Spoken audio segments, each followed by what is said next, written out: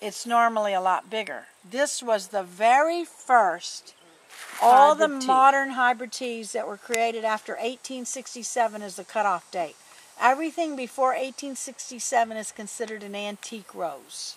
So it started with this rose, and it's called La France.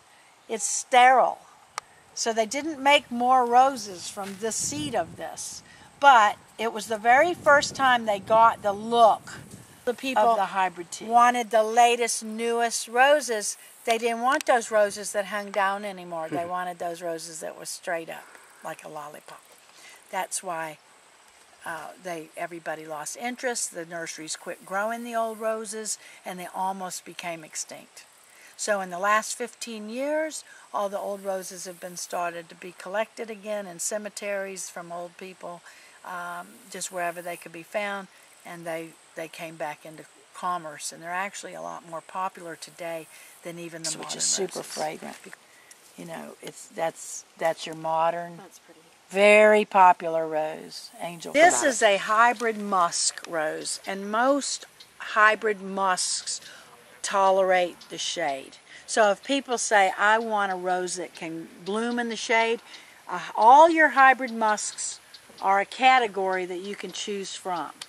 And this particular hybrid musk is called Belinda, and it's 25 years old. I didn't have to let it get this big. It could have been half the size, but I allowed it to get as big as it could because of where I have it. So this is Duchess de Brabant, and this is one of your other best classes of roses to grow in Florida and in Gainesville. It's called the old tea rose. It's a tea rose. It's an English rose. This is an English rose called the shepherdess.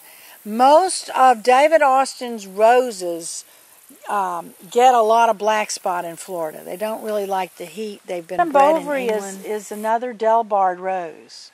And Delbard tends to create very voluptuous roses. People want disease-free roses.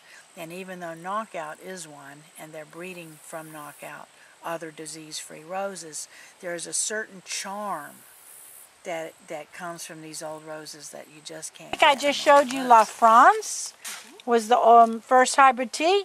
This little bitty rose was the first miniature.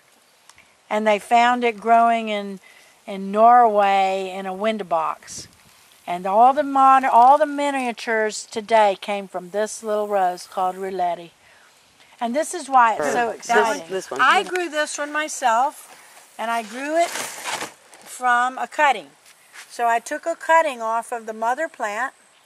And the beautiful thing about cuttings and own root roses is this rose is actually from the same rose that was started in 1867.